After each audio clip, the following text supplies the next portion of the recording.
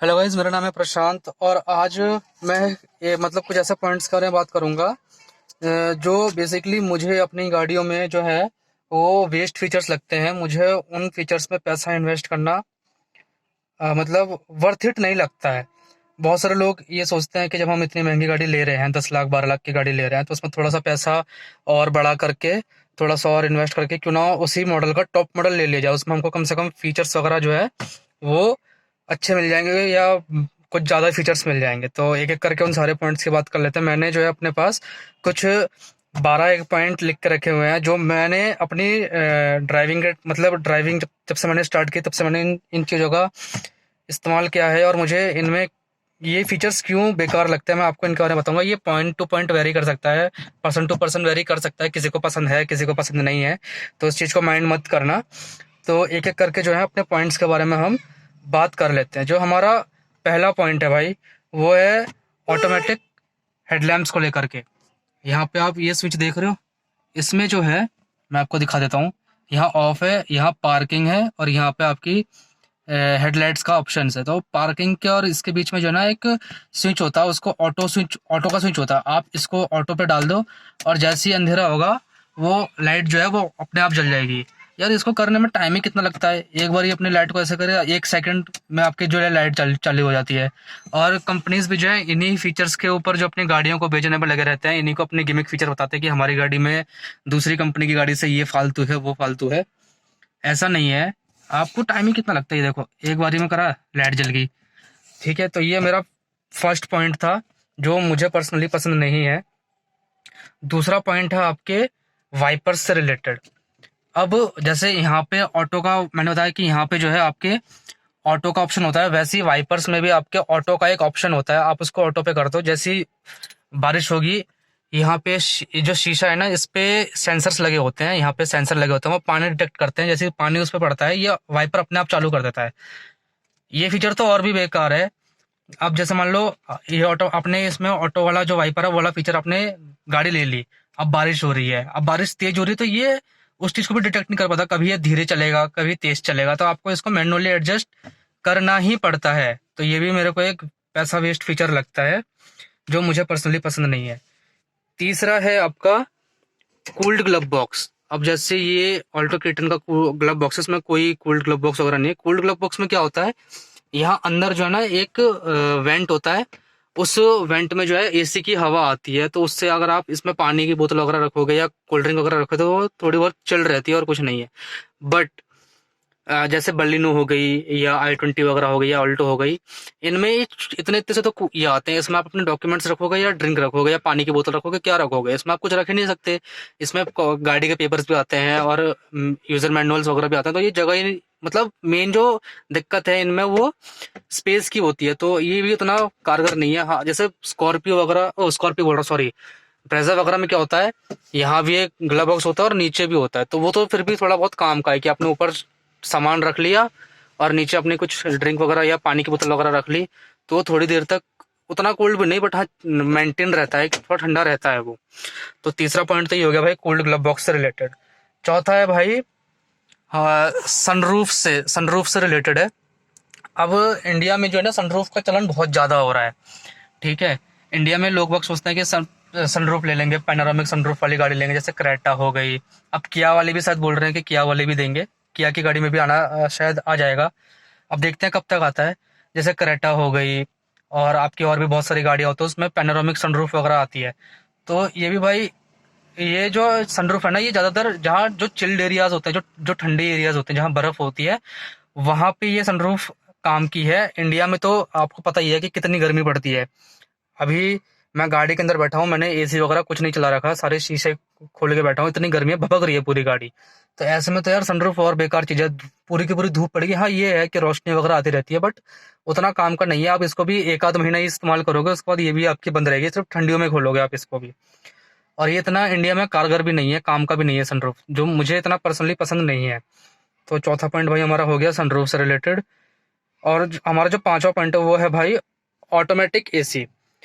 Automatic, ये तो मेरी मैनुअल है, इसमें तो कोई दिक्कत नहीं है। ऑटोमेटिक में क्या होता है कि आपको जो है उसमें ब्लोअर की स्पीड और अपना टेम्परेचर आपको सेट करना ही होता है। आपको ये तो करना ही होगा, वो उसके बाद ऑटोमेटिकली करता रहता है। अब जैसे मान लो आपने अपनी गाड़ी खड़ी कर दी पार्किंग में ये 2-4 घंटे के लिए, उसके बाद आप आए, आपने गाड़ी चालू करी, आपने यहाँ से ब्लोअर की स्पीड बढ़ा दी और यहाँ से आपने अपना टेम्परेचर सेट कर दिया, तो वो क्या करेगा, वो शुरू में तो कैबिन को ठंडा करने के चक्कर में ब्लोअर की पूरी स्पीड बढ़ा देगा, टेम्परेचर बिल्कुल डाउन कर देगा। तो वो भी आपको मैनुअली एडजस्ट बाद में आके करना ही होता है।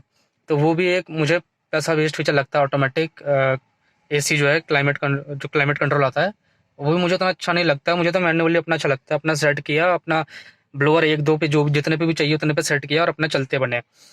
उसके बाद आता है भाई जो हमारा सिक्स्थ पॉइंट है, वो है एयर प्यूरीफायर से लेकर के रिलेटेड।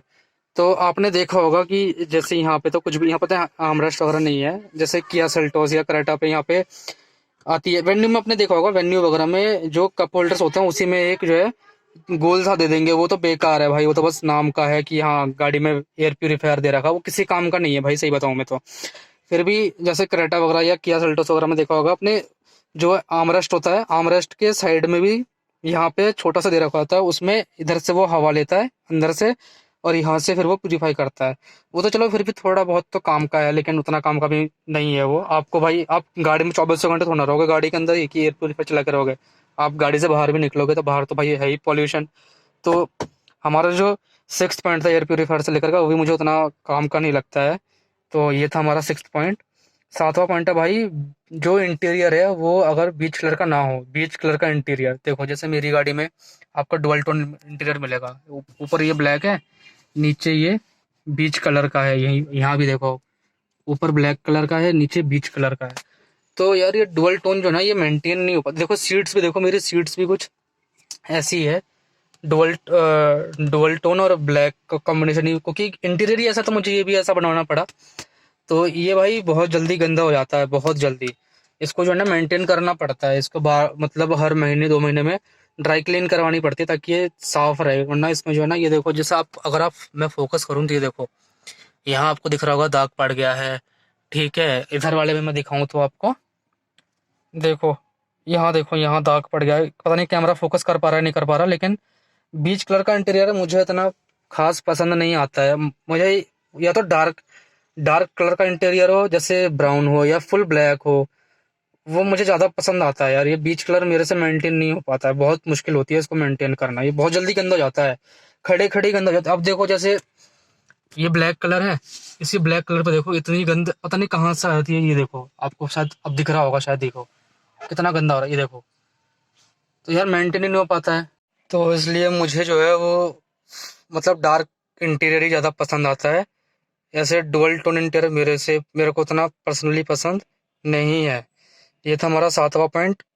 उसके बाद हमारा जो आठवां पॉइंट है भाई, वो है वॉइस कमांड से रिलेटेड। मैं आपको जितने पॉइंट्स बता रहा हूँ, अगर वो मेरी गाड़ी में नहीं है तो मैं आपको फोटोज भी दिखा दूंगा स्क्रीन पे, तो आप उससे भी रिलेट कर लेना वॉइस कमांड। तो मैं आपको एग्जांपल देकर बताता हूँ, बलिनो जैसी गाड़ी है या स्विफ्ट जैसी गाड़ियों में ना, यहाँ स्टीयरिंग के नीचे कंट्रोल्स आते हैं, यहाँ पे वॉइस कमांड के कंट्रोल्स आते हैं। या जैसे आजकल की गाड़ी में आ रहा है, जैसे एमजी हेक्टर वगैरह में या आते हैं जैसे वॉइस कमांड वगैरह, वहाँ तो इतनी बड़ी स्क्रीन दे रखी है, टेस्ला जैसी स्क्रीन बना रखी है, वो तो और भी बेकार है। तो उसमें ये तो मैंने देखे हैं, मैंने यूज़ भी करे हैं अपने दोस्तों की गाड़ियों में। उसमें जैसे मैं वॉइस कमांड दबाऊंगा ना, और मुझे मान लो कोई कमांड देनी है, जैसे मान लो मुझे अपनी विंडोज़ को रोल डाउन करवाना है, मैं उसमें कमांड दूंगा, पहली बात तो वो कमांड समझता ही नहीं है, ठीक है, वो समझने में ही टाइम लगा देगा, हैंग। और अगर समझता भी है तो वो जो सिस्टम होता है, जो यहाँ लगा होता है सिस्टम, वो हैंग कर जाता है। तो मुझे भाई पर्सनली उतना अच्छा नहीं लगता। उससे बढ़िया तो यार अपना ऑक्स लगाओ या यूएसबी लगाओ, अपना जो भी करना है, मैप वगैरह चलाना है, अपना Android auto Apple CarPlay connect करो, अपना आराम से कनेक्ट करके चलाओ, फ़ोन से चला लो, वो सबसे ज़्यादा बेस्ट रहता है। तो मुझे एक ये वाला वॉइस कमांड वाला फीचर भी उतना पसंद नहीं आता। उसके बाद हमारा भाई जो नौवा पॉइंट जो है, वो है भाई एम्बियंट लाइट से रिलेटेड। एम्बियंट लाइटिंग आपने देखा होगा गाड़ियों में, यहाँ डैशबोर्ड के नीचे जो है लाइट्स लग जाती हैं, या पीछे सीट्स के नीचे भी यहाँ पे लाइट्स लग जाती हैं, वो रात को ज़्यादा अच्छी लगती हैं। नो डाउट यार वो अच्छी लगती हैं, बट उनके लिए आप पैसा बढ़ा करके टॉप मॉडल लो, जितना आपका बजट, आप अगर अपना बजट एक्सपेंड करके अगर आप टॉप मॉडल ले रहे हो तो यार वो वर्थ इट नहीं है। उससे बढ़िया तो आप बेस मॉडल लेकर के, या जो भी आपका फेवरेट मॉडल है वो लेकर के आप अपना आफ्टर मार्केट, अगर उसमें वो फीचर नहीं है, आफ्टर मार्केट लगवा लो यार। ज़्यादा से ज़्यादा कितना 400-500 रुपये का खर्चा आता है एम्बिएंट लाइटिंग में। तो मेरे कहने का मतलब ये है कि जो फीचर आपको काम के लगते हैं। अगर आप बेस मॉडल ले भी रहे हैं तो आप उसमें भी करवा सकते हैं, ऐसा नहीं है कि आपको टॉप मॉडल ही लेना पड़ेगा भाई इसमें ये फीचर नहीं है टॉप मॉडल ले लो, नहीं भाई। वो मुझे बेसिकली जो है वो पैसा वेस्ट फीचर लगते हैं। तो ये था भाई हमारा 9वां पॉइंट। उसके बाद है भाई हमारा 10वां पॉइंट है भाई, वो है वायरलेस चार्जर। हाँ, वायरलेस चार्जर जो है आजकल बहुत ज़्यादा ट्रेंड में चल रहा है कि भाई गाड़ी में वायरलेस चार्जर होना चाहिए। वायरलेस चार्जर जो है वो उतना काम का नहीं है। मैंने होंडा सिटी चलाई थी, तो होंडा सिटी में भी शायद वायरलेस चार्जर वगैरह मैंने शायद यूज़ देखा तो है, बट मैंने यूज़ नहीं किया। मेरा दोस्त बता रहा था कि भाई ये बेकार है बिल्कुल ही, इसमें चार्ज ही नहीं करता है। ये यहाँ पे होता है वो, यहाँ कप होल्डर है ना, इसी साइड में वायरलेस चार्जर दे देते हैं। क्रेटा वगैरह में भी आता है टॉप मॉडल में, यहाँ पे दे देते हैं। वो चार्ज ही करता तो है लेकिन इतना स्लो चार्ज करता है भाई। इससे बढ़िया तो आप अपना यूएसबी लगाओ और अपना फ़ोन भाई वो बिल्कुल तेजी में चार्ज करता है। 12 वोल्ट का सॉकेट आता है, उसमें अपना चार्जर लगा, अपना फ़ोन चार्ज करो, बिल्कुल मस्त एकदम तेज़ी से चार्ज हो जाएगा। तो वायरलेस चार्जर वाला भी मुझे सीन पसंद नहीं आता। उसके बाद भाई ये था हमारा 10वां पॉइंट। उसके बाद जो हमारा 11वां पॉइंट है भाई, वो है इनबिल्ट नेविगेशन। हाँ, इनबिल्ट नेविगेशन जैसे कंपनीज यहाँ पे अपना वो इंफोटेनमेंट सिस्टम देती है। जैसे मारुति सुजुकी का आजकल तो एक कॉमन हो गया, वो अपनी स्विफ्ट, बलिनो, अर्टिगा, ठीक है, एस्प्रेसो, एस क्रॉस, सब में एक ही जैसा सिस्टम देती है। यहाँ पे एक जैसा सिस्टम देती है। तो उसमें या जो है ना वो क्या होता है, अगर उसमें इनबिल्ट नेविगेशन होती है उसमें, बट अगर आप जैसे खड़े हो, जैसे मैं अगर यहाँ पे खड़ा हूँ, मैं जैसे इस एरिया में खड़ा हूँ, तो वो एरिया तो बिल्कुल करेक्ट दिखाएगा। बट जैसे मैंने उसमें कोई नेविगेशन दिखाई, नेविगेशन डाली कि मुझे यहाँ से यहाँ तक का रूट चाहिए, तो यार वो उतना सटीक या उतना पॉइंट टू पॉइंट नहीं दिखा पाता है। इससे बढ़िया अपना एंड्रॉइड ऑटो, एप्पल कारप्ले उससे कनेक्ट करो, अपने फ़ोन से जीपीएस चला लो, नेविगेशन कर लो, मतलब गूगल मैप चला लो, वो सबसे बेस्ट रहता है, वो फिर भी दिखा देता है। तो एक ये हमारा जो 11 पॉइंट था इनबिल्ट नेविगेशन, वो भी मुझे उतना सटीक नहीं लगता, उतना सही नहीं लगता है वो। उसके बाद भाई जो सबसे ज़्यादा ओवर हाइप्ड जो फंक्शन है वो है भाई क्रूज कंट्रोल से लेकर के। आपने देखा होगा स्टीयरिंग माउंटेड जो कंट्रोल्स आते हैं, यहाँ पे तो आपके एमआईडी से रिलेटेड कंट्रोल्स आते हैं, यहाँ पे आपके इससे रिलेटेड कंट्रोल्स आ जाते हैं। यहाँ पे किसी कुछ कुछ गाड़ियों में यहाँ पे क्रूज कंट्रोल भी आते हैं। क्रूज कंट्रोल क्या होता है, ये भाई एक तो इंडिया के लिए सबसे बेस्ट फीचर है, ठीक है। इंडिया में तो इस चीज़ का मतलब काम ही नहीं है। जैसे अगर आप इसका यूज़ करते भी ना, तो आपको जो हाईवेज होते हैं, जो एक्सप्रेस वेज होते हैं ना, उस पे ये फिर भी थोड़ा बहुत आप यूज़ कर पाओगे। उसमें क्या होता है, यहाँ पे जो है ना क्रूज कंट्रोल होता है। जैसा मान लो आपकी स्पीड अभी 100 या 110 या 80 पे चल रहे हो आप, ठीक है। आपने यहाँ से क्रूज कंट्रोल ऑन कर दिया, एक बटन होता है, उसको आपको ऑन कर दिया, तो आपकी जो स्पीड है वो वहीं पे अटक जाएगी, उससे ना तो नीचे जाएगी ना ऊपर जाएगी आप। और आपका जो एक्सीलेटर है, आप बिल्कुल रिलैक्स कर पाओगे, आपका पैर रिलैक्स हो जाएगा, वो एक्सीलेटर, वो गाड़ी चलती रहेगी आपकी, तो उसको क्रूज कंट्रोल बोलते हैं। बट इंडिया में मैं क्यों बोल रहा हूँ कि ये कारगर नहीं है, इंडिया में ट्रैफिक ही इतना होता है यार। ट्रैफिक ही इतना है कि आपको हर दूसरे कदम पे तो ब्रेक लगाने पड़ जाते हैं। जैसे ही आपने ब्रेक लगाए, आपका क्रूज कंट्रोल डीएक्टिवेट, फिर उसको करते रहो, उसको कंट्रोल करते रहो, फिर आपने ब्रेक लगाए, फिर डीएक्टिवेट, ठीक है। तो वो भी मुझे इतना अच्छा फीचर नहीं लगता। हाँ, आप उसका यूज़ कर सकते हो, हाईवेज वगैरह पे ही कर पाओगे, ऐसे सिटी वगैरह में तो बेकार है उसका यूज़ करना। तो भाई ये थे कुछ 12 पॉइंट्स जो मैंने यूज़ करे थे और मुझे बेकार लगते हैं, मुझे वर्थ नहीं लगते हैं इनमें पैसा इन्वेस्ट करना। तो ये था भाई कुछ आज की वीडियो। अगर आपको आज की वीडियो पसंद आती है तो इस वीडियो को लाइक, शेयर एंड सब्सक्राइब जरूर करना। हाँ, अगर मैं कोई पॉइंट भूल गया हूँ जो आपको लगता है कि पैसा वेस्ट फीचर है, मनी वेस्ट फीचर है, इस पर इन्वेस्ट नहीं करना चाहिए, जो मैं भूल गया हूँ, आप उसको कमेंट में जाकर के बता सकते हैं। और आज की वीडियो देखने के लिए धन्यवाद। मिलते हैं ऐसी किसी दूसरी वीडियो में, तब तक के लिए थैंक यू।